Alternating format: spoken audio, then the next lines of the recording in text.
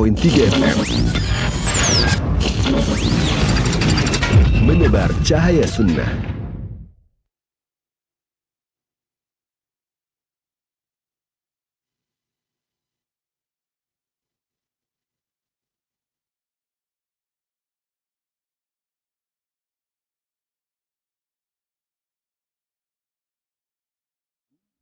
Assalamualaikum warahmatullahi wabarakatuh. Alhamdulillahi rabbil alamin. Wabihi nasta'inu ala umuri dunya waddin. Wa sallallahu ala nabiyyina wa sayyidina Muhammadin wa ala alihi wa sahbihi ajma'in, amma ba'd. Kita panjatkan puja dan puji syukur kehadirat Allah Subhanahu wa ta'ala. Pada kesempatan pagi yang berbahagia kali ini, hari Senin tanggal 28 Rabiul Tsani 1447 Hijriah, atau yang bertepatan dengan tanggal 20 Oktober 2025. Kita masih kembali diberi kekuatan, kesehatan, hidayah, serta taufik dari Allah Jalla wa'ala, sehingga kita bisa kembali menghadiri pengajian rutin Senin pagi di Masjid Manarul Ilmi di Komplek Pondok Pesantren Tunas Ilmu di Desa Kedung Wuluh, Purbalingga ini. Kita berharap semoga Allah Subhanahu wa ta'ala berkenan untuk melimpahkan kepada kita semuanya ilmu yang bermanfaat, sehingga bisa kita amalkan sebagai bekal untuk menghadap kepada Allah Jalla wa'ala. Allahumma amin. Salawat dan salam semoga senantiasa tercurahkan kepada junjungan kita Nabi Agung Muhammad sallallahu alaihi wasallam, kepada keluarganya, sahabatnya, dan umatnya yang setia mengikuti tuntunannya hingga akhir nanti. Bapak-bapak, ibu-ibu, para hadirin dan para hadirat, juga segenap pendengar serta pemirsa rahimani wa rahimakumullah. Siapakah yang menciptakan alam semesta ini? Allah. Yang menciptakan bumi adalah Allah.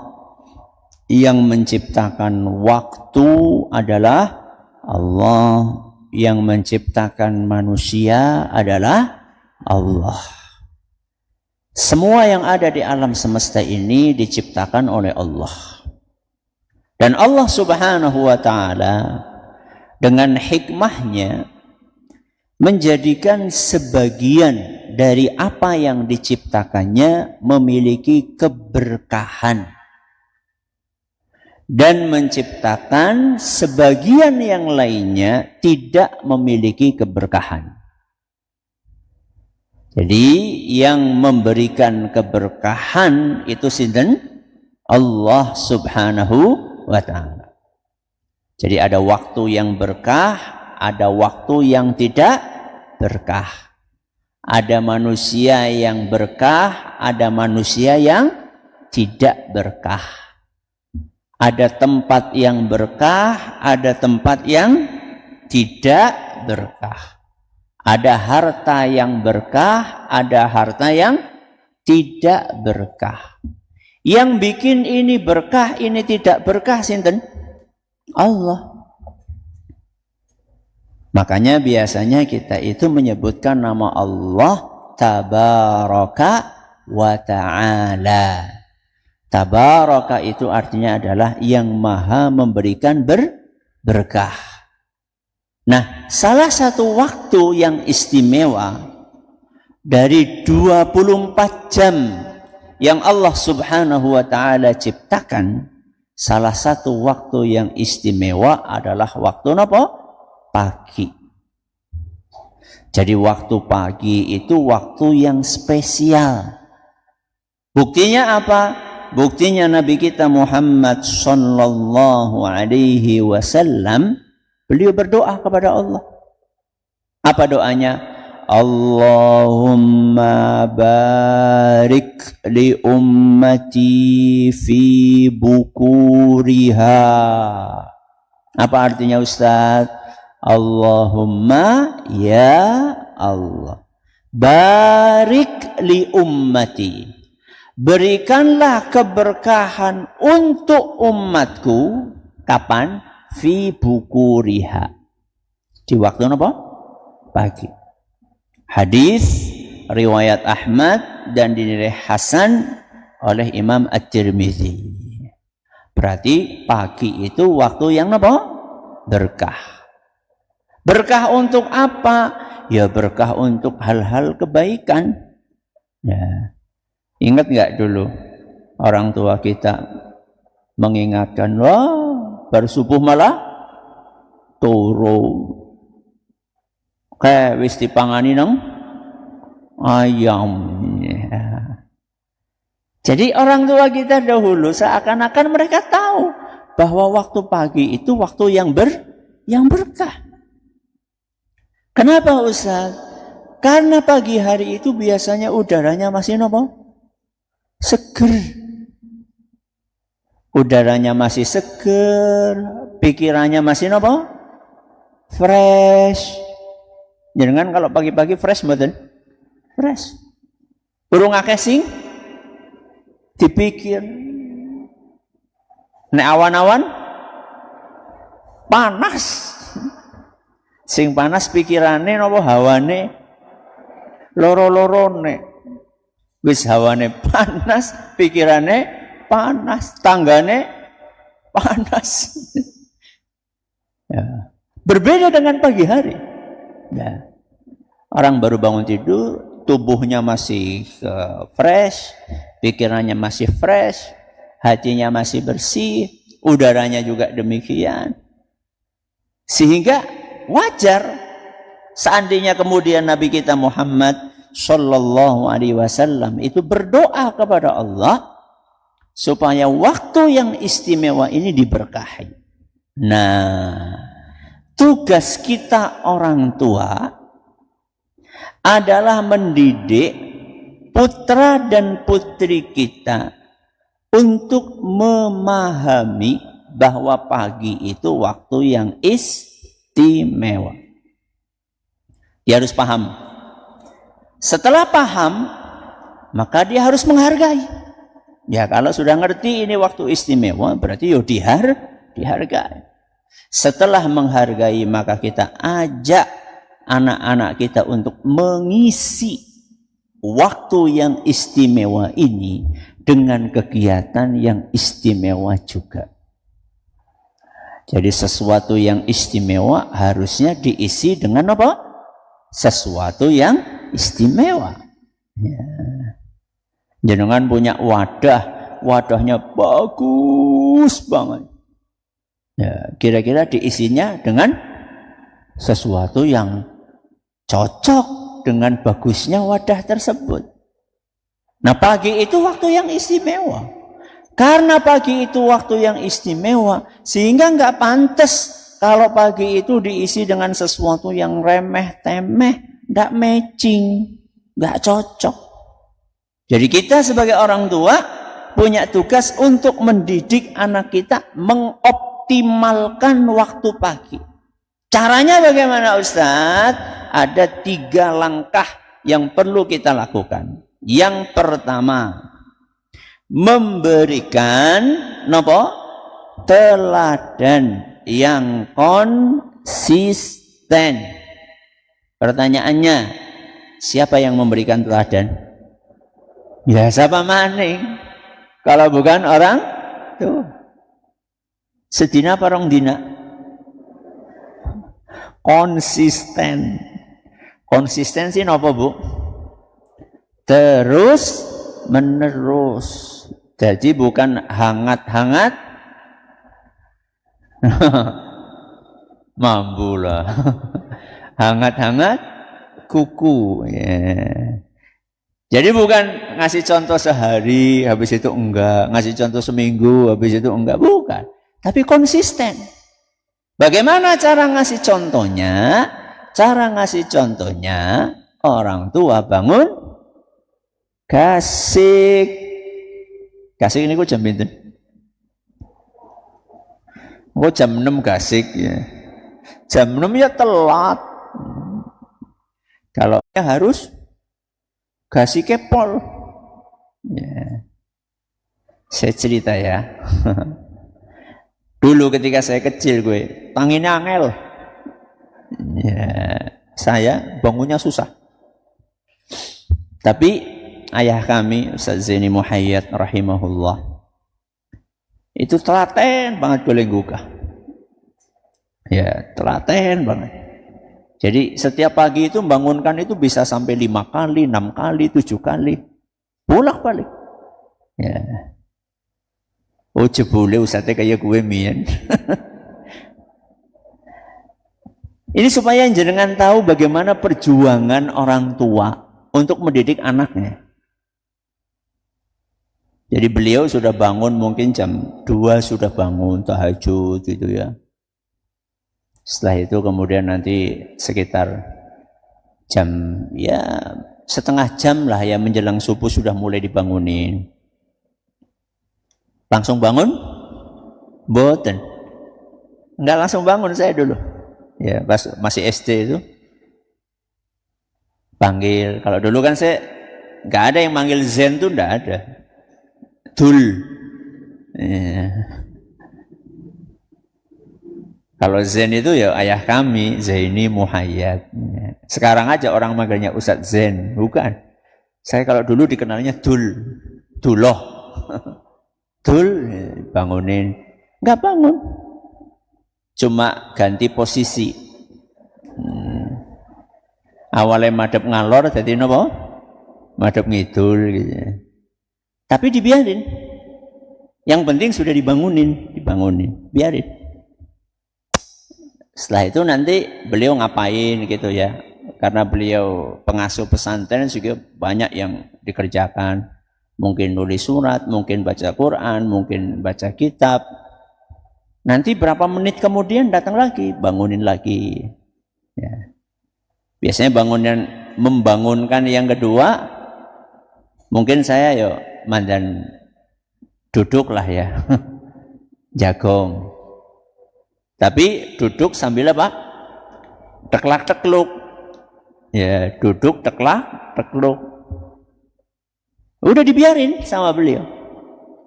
Nanti yang ketiganya, ya dibangunkan lagi. Sudah mau berdiri saya. Berdiri. Tapi berdiri untuk pindah tempat. Pindah tempat apa? Tidur. Jadi dari kamar jalan keluar. Pindah kemana? Pindah ke ruang makan. Tidur di atas kursi, ya. Sambil kepalanya ditaruh di meja. Itu yang keberapa itu? Wis ping pira gue? Ping 4. Nanti habis itu datang lagi berapa menit kemudian. Bangunkan lagi sholat subuh. Bangun, jalan. Terus kemana? Ke kamar mandi. Cuman duduk di depan kamar mandi. Turu maning. Nanti didatangi lagi sama beliau. Ayo wudu. Ya. Itu tiap pagi. Bertahun-tahun. Ya. Berarti berapa kali beliau bangunkan saya? Ratusan atau ribuan kali. Orang bisa membangunkan sampai 5 kali, 6 kali, 7 kali. Bapak bisa membangunkan sampai sekian kali itu. Karena bangunin apa? Gasik. Loh kalau jenengan bangunnya pas azan, terus membangunkan putrane jenengan nganti ping 7, jenengan bakal telat boleh apa? Mangkat masjid. Itu kalau 5 kali membangunkan itu kalau di total sekitar setengah jam. Bolak-balik. Jadi orang tua itu harus jadi contoh, Bapak Ibu yang kami hormati. Contoh untuk bangun gasik. Cukup bangun kasih mboten. Masih contoh salat malam. Ora ketang witir pinten? Serakaat. Daripada ora daripada enggak, bismillah. Salat witir. Setelah itu kemudian bapak berangkat kemana? Masjid. Kasih contoh kepada anaknya. Ibunya sholat juga. Setelah sholat kemudian pada zikir pagi. Nggih? Kemudian mungkin bapaknya tilawatul Quran, tadarus, atau nyimak anaknya setoran Al-Quran. Ibunya nyiapkan apa? Sarapan di rumah. Ya. Keteladanan dari orang tua itu adalah madrasah. Kenapa? Madrasah. Madrasah pertama untuk anak. Bagaimana anak akan bangun gasik kalau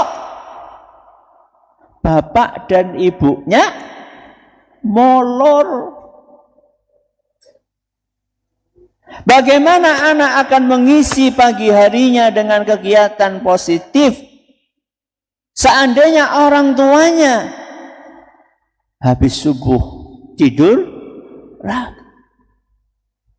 Bagaimana anak akan terbiasa untuk mengisi waktu paginya dengan hal-hal yang produktif seandainya orang tuanya habis subuh ngunci kamar, mbuh lagi ngapa nang kamar? Bisa tidur, bisa dolanan HP. Ya. Coba jenengan jamaah yang kami hormati, siapa yang paling bertanggung jawab untuk mendidik anak-anak kita kalau bukan kita? Bagaimana kita berharap anak kita akan menghargai waktu pagi sedangkan kita sebagai orang tua tidak menghargai waktu pagi? Maka langkah yang pertama adalah memberikan apa? Teladan secara konsisten. Ustaz, saya susah Ustaz bangun pagi gasik, kena ngapa? Kan mesti ada apanya? Mesti ada sebabnya. Nggak ada asap, Bu. Nggak ada asap kalau nggak ada api. Itu namanya sebab akibat. Nggak mungkin orang susah bangun pagi kalau nggak ada sebabnya. Biasanya sebabnya apa, Bu? Begadang. Kenapa? Begadang. Begadang apa? Ya apa maning sikilnya kudu dolanan HP. Wong ramane karo biyunge dolanan HP nganti jam 12. Kepriye arep tangi jam 3. Wong bapak ibunya mainan HP sampai jam 12 malam, bagaimana akan bangun jam 3? Wong baru tidur jam 12, jam 3 bangun. Ya sireh. Geliyong ya, mumet ya. Baru berapa? Baru 3 jam. Kalau kita pengen gampang bangun gasik, maka tidurnya gasik. Tidur gasik itu jam pinten? Jam 7 ya urung sholat. Jam pinten? Jam 9. Ya. Kalau habis isya langsung tidur gimana, Bu? Bagus. Itu yang diajarkan sama Rasul SAW. Ya. Kana yakrahul haditha qabla al-isya. Maaf. Kana yakrahu an-nauma qabla al-isya wal haditha ba'dah. Kanjeng Nabi SAW itu enggak suka tidur sebelum maghrib dan ngobrol habis isya. Maaf, tidur sebelum isya, ba'da maghrib dan ngobrol habis isya. Nabi enggak suka. Nabi itu suka kita tidur apa? Gasik. Kalau tidurnya gasik, biasanya bangunnya juga apa? Gasik. Dah, ini yang pertama. Yang kedua, langkah berikutnya untuk mendidik anak mengoptimalkan waktu pagi adalah menjelaskan target utama sebagai visi dan tujuan anak kita. Jadi anak kita itu membutuhkan penjelasan kenapa harus bangun pagi. Karena mungkin anak kita akan protes, anak kita akan kritis. Lawang temanku sekelas kok bangunnya mereka pada siang, kok aku harus beda sama mereka. Lawang temanku tuh ada yang mangkat sekolah si kucek-kucek. Si anak apa nek? Ya. Karena baru bangun 5 menit sebelum berangkat, malah dia raupe nang sekolah. Kenapa saya harus beda dibandingkan teman saya? Jadi kita harus menjelaskan kepada anak kita, nak, kita bangun pagi itu karena kita punya target. Kita punya tujuan. Kita punya sesuatu yang kita kejar. Dan itu ada 3. Yang pertama adalah ilmu yang bermanfaat. Yang kedua adalah rizki yang baik. Dan yang ketiga adalah amalan yang diterima. Apa yang pertama, Bu? Ilmu yang bermanfaat. Yang kedua, rizki yang baik. Yang ketiga, amalan yang diterima. Dari mana kita tahu bahwa seorang muslim itu punya target 3 setiap harinya? Dari doa yang rutin kita baca setiap pagi. Apal dongane napa mboten? Apal napa mboten? Napa? Allahumma inni as'aluka ilman nafi'an wa rizqan thayyiban wa amalan mutaqabbalan. Hadis riwayat Ahmad dan dinilai hasan oleh Imam Ibnu Hajar Al-Asqalani, dan kata Syekh Al-Albani hadis ini hasan sahih. Udah dibaca belum? Kapan? Oh, jarku nembe. Nembe ya kabeh. Jangan lupa, ini zikir pagi yang mengajarkan apa target yang kita kejar setiap hari. Yang pertama, ilman nafi'an. Napa ilman nafi'an? Ilmu yang bermanfaat. Yang kedua, wariskan tayyiban, rizki yang baik. Wa amalan mutaqabbalan, amal yang diterima. Jelaskan kepada anak kita, kenapa kok kamu itu harus bangun pagi? Yang membedakan antara orang Islam dengan orang yang bukan Islam, antara orang beriman dan yang tidak beriman. Orang Islam itu bangun paginya itu punya tujuan. Dan tujuannya itu enggak cuma urusan duit. Saya tanya, selain orang Islam ada enggak yang bangunnya gasik? Deneng sepi. Selain orang Islam ada enggak yang bangunnya gasik? Ada. Jadi siapa orang? Malah warungnya lebih gasik daripada warungnya wong Islam. Boleh buka. Tapi apa tujuan mereka?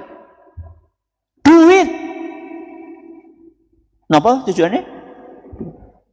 Wong Islam golek duit apa ora? Yang golek, tapi bukan satu-satunya tujuan itu. Nomor 1 tujuannya adalah ilman nafi'an. Golek ilmu sing bermanfaat. Contohnya napa Ustaz? Ya contohnya jenengan sakniki rawuh. Jenengan hari ini datang ke sini. Itu namanya mencari napa? Ilmu. Ilmu sing manfaat. Ilmu yang membawa perubahan di dalam kehidupan kita. Itu ilmu yang bermanfaat. Perubahannya apa Ustaz? Biasanya wingi esuk turu bar ngaji? Ora. Ya. Kemarin biasanya pagi-pagi menggunakan waktunya untuk hal yang tidak bermanfaat, setelah ngaji besok diperbaiki. Itu namanya ilmu yang bermanfaat. Biasanya kemarin-kemarin malam-malam begadang tidur sampai jam 12, jam 1 setelah ngaji tadi barusan, pokoknya engkau bengi aku bakal turu kasih. Itu namanya perubahan. Perubahan menuju yang lebih baik. Itulah ilmu yang bermanfaat. Dan itu yang kita cari setiap hari. Berarti mencari ilmu yang bermanfaat itu tiap hari apa seminggu sekali? Tiap hari. Lawang maca dongane saben dina kok. Allahumma inni as'aluka ilman nafi'an. Doa ini dibacanya seminggu sekali atau setiap hari? Setiap hari, berarti setiap hari kita nyari itu. Sehingga saya kata Syekh Abdul Razak Al-Badr kalau nggak salah. Beliau mengingatkan kita itu setiap hari harus introspeksi. Harus bertanya kepada diri kita sendiri. Hari ini saya sudah dapat ilmu bermanfaat atau belum? Saben dina kudu takon mengawake dhewe. Hari ini ilmu bermanfaat yang saya dapatkan apa? Yang saya dapatkan di pengajian apa? Kalau nggak berangkat pengajian, yang saya dapatkan di radio apa?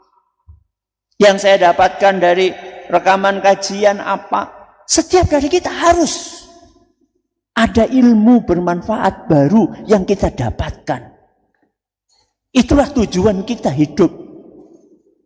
Cukup mboten ilmu yang bermanfaat penting, kemudian setelah itu wariskan thayyiban, rizki yang baik.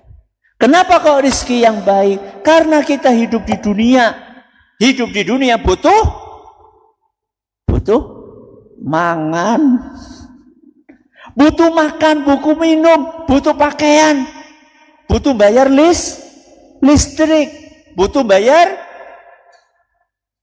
apa maning? PAM, ya. Butuh bayar SPP.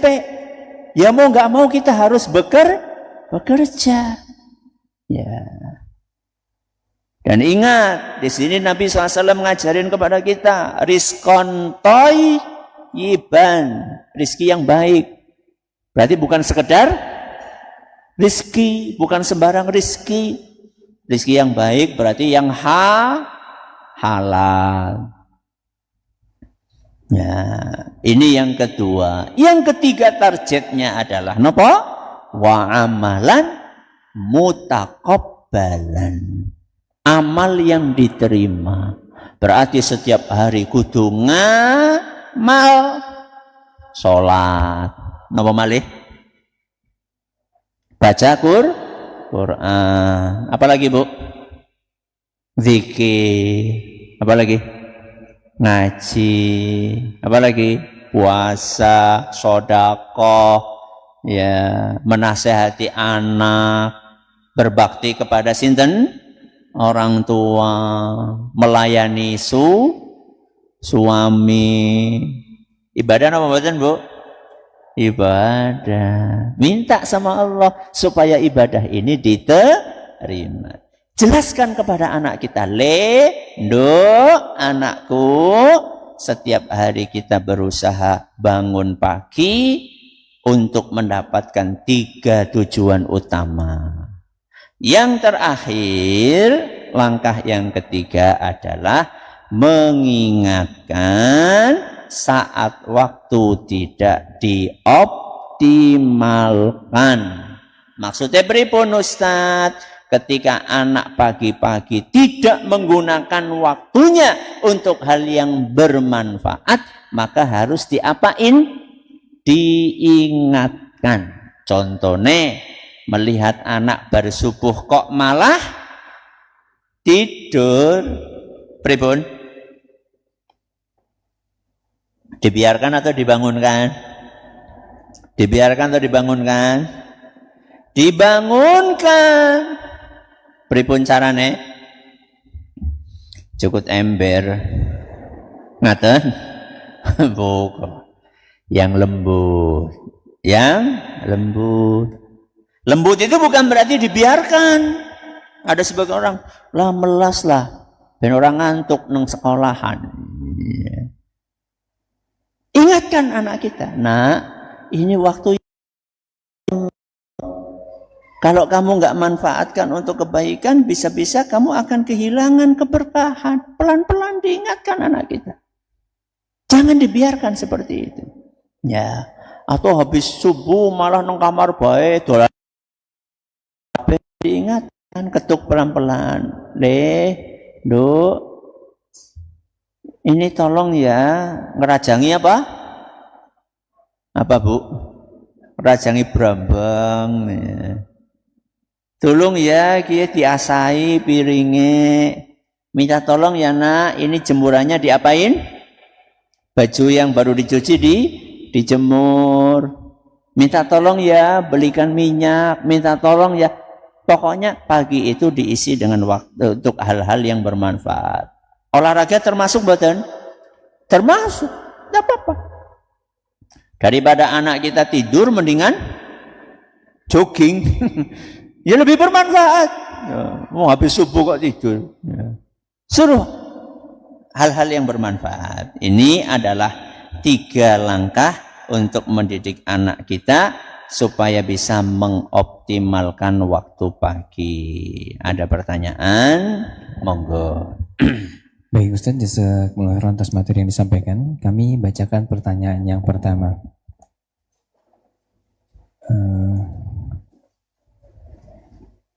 Afan Ustaz, kami punya anak yang sudah dibiasakan untuk sholat berjamaah. Namun ketika pulang dari masjid, membaca zikir di rumah sambil tiduran. Akhirnya jadi ketiduran Ustaz. Bagaimana cara menasehatinya? Bagaimana cara menasehati anak? Sudah diajak berangkat ke masjid, sholat berjamaah, bagus. Kemudian setelah sholat berjamaah, pulang ke rumah. Kemudian baca zikirnya sambil tiduran, malah ketiduran. Bagaimana solusinya? 1, diajak zikir di masjid. Berarti habis sholat subuh nggak langsung apa? Pulang. Selesaikan zikir.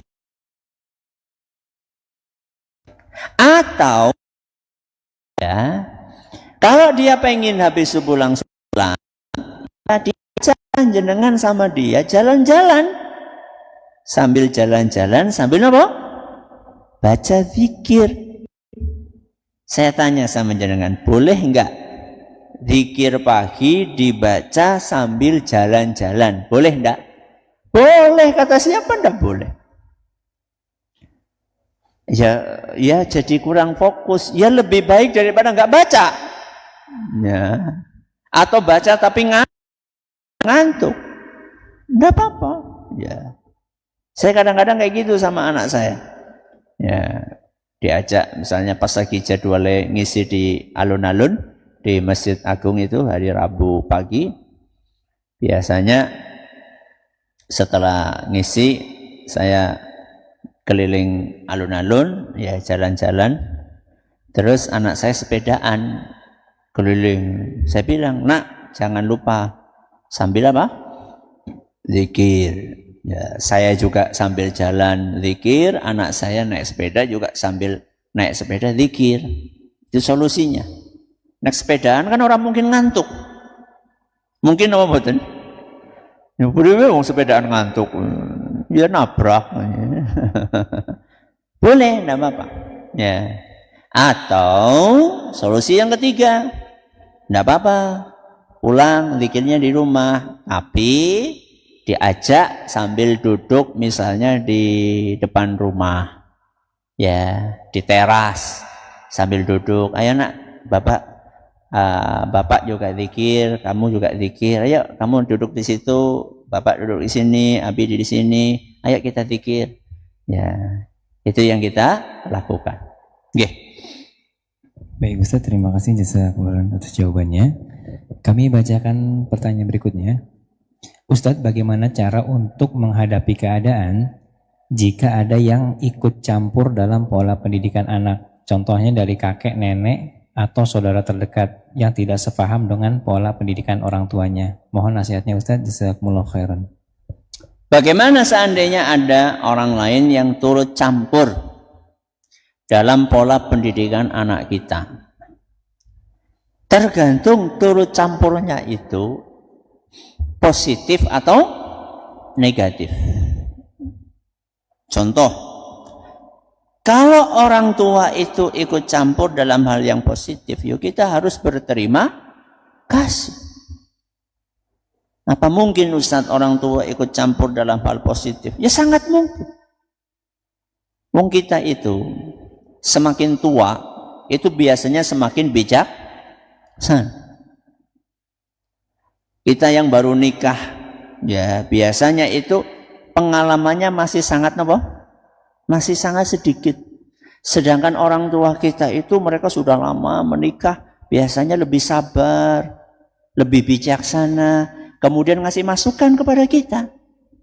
Ya, saya ayo toleh, masa anakmu nggak boleh mainan, belajar terus. Ya, itu bagus, tidak apa-apa. Kadang-kadang ada orang tua muda yang saking semangatnya pengen anaknya belajar, nggak memberi kesempatan anaknya untuk apa? Bermain. Padahal bermain itu haknya siapa? Haknya dulu ketika saya masih muda, ya. Sikia orang tua banget lah ya. Dulu ketika saya masih muda, sering saya diingatkan sama ayah kami, rahimahullah, Ustaz Zaini Muhayyad. Itu loh anakmu, mainannya semuanya kamu sembunyikan, semuanya dilarang. Kasih dia kesempatan untuk bermain. Itu masukan yang positif, kita terima. Terus yang tidak boleh kita terima apa? Kalau masukannya negatif. Contoh, bapak kita nyuruh, loh nak, kok anak kamu nggak dipegangi HP, wong teman-temannya semuanya pada dipegangi HP, masa anakmu nggak dipegangi HP? Ini masukan bagus atau buruk? Buruk. Wong anak masih STK, masih SD wis dicekli HP. Ya. Alasannya apa? Tanggane kabehan, anaknya diwehi HP. Itu masukan yang tidak baik. Maka bagaimana sikap kita? Nah, satu, kalau bisa umaeh pisah. Kenapa? Umaeh pisah. Umaeh sapa? Umaeh jenengan misah karo umaeh bae. Supaya apa? Supaya jenengan punya privasi. Supaya jenengan itu punya kemampuan untuk mengatur keluarga dengan pola yang Anda inginkan. Tentunya pola kebaikan. Bisa. Ya. Wah, nggak bisa Ustadz. Orang tua saya sudah sepuh, butuh apa? Butuh untuk dirawat. Nah, itu berarti kondisi-kondisi tertentu. Kalau kayak gitu maka alon pelan-pelan jenengan sampaikan kepada kakek, kepada nenek, kepada orang tua jenengan atau kepada mertua bahwa anak kita ini akan dididik dengan pola bla bla bla. Jelaskan, saya pengen anak saya itu punya pola kayak gini Pak, kalau pagi-pagi itu waktunya menghafal Al-Quran. Nah terus mainnya kapan mainnya nanti sore-sore, ya saya kasih kesempatan mereka untuk main. Nah terus nontonnya kapan? Ya, hiburannya ada yang lain, nanti saya ajak dia bermain apa gitu loh. Jelaskan pelan-pelan kepada kakek dan neneknya.